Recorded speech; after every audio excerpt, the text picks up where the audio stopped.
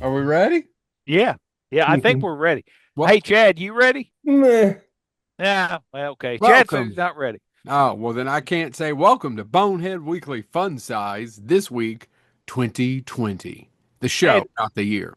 and by the way, it was yeah. I forget who hosted that. But anyway, 2020 was hard because I don't know if you all know this, but there was a plague upon the land. Bieber fever. A pox upon your house or whatnot. A pox on your house. Yeah. Yeah, so you know what? Everybody had that Bieber fever. I have beaver fever. I think you said Bieber, but I I changed did, but Bieber. yours is probably going to end you up in prison. So go ahead. Oh, no, no. I took something for that and the rocket pneumonia and the boogie woogie flu. Yeah. Yeah, it's Good. got vaccinated for all those things. Timely. My pick for 2020 is I still scream that it's underrated and it's one of the best Lovecraft movies I think ever made was Underwater. I don't know why no one talks about Underwater. It's not brilliant, but it's a solid B Lovecraft movie that doesn't tell you it's going to be a Lovecraft, and they never say Lovecraft. It stars Kristen Stewart, and Vincent Cassell. A guy named William Eubank directed it, and he actually directed one of those paranormal activity movies that I really liked. And if you ever get a chance to watch it, it's called Next of Kin, and it does not take place with Patrick Swayze.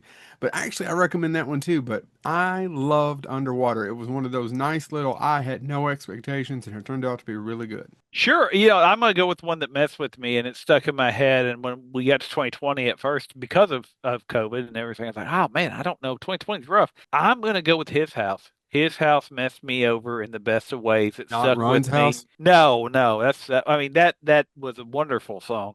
But no, His House, if you've never seen His House, it's a horror movie that's not a horror movie, but it is. It has commentary on what people will do to get out of bad situations, on immigration, I mean, it is a thinking horror film, but also a creepy horror film that really doesn't have a lot of special effects, really doesn't have the real horror of that movie is in what people will do and what people have to do.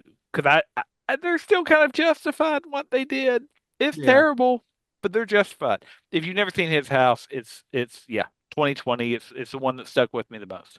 And the real horror of this podcast is Chad Jennings. Go, Chad. My favorite movie of 2020, hands down, is Riders of Justice. I don't know if either one of you guys saw this. It's a really great film. Is it the Uh, sequel to Riders of the Storm? no, Riders of Justice stars Mads Mikkelsen. Oh my Hmm. God. He plays this soldier who's returning home to his wife and daughter, and the wife is dies in a tragic train accident. But what happens is they think it's just an accident. They're mourning, or he's mourning. He's doesn't really show emotion. So he's just dealing with the grief and dealing with the fact that now he has to raise a daughter who he barely knows because he's been off fighting a war for so long until this man shows up who is also on the train, who's a mathematics genius, who basically lays out saying there's no way this was an accident. And he has these two oddball people come along, his colleagues come along with him to help Mads figure out what happened to his wife. Just real quick, it's directed by Anders Thompson Jensen. I don't know if either one of you know who he is. He is an amazing director. All of his films are really, really amazing.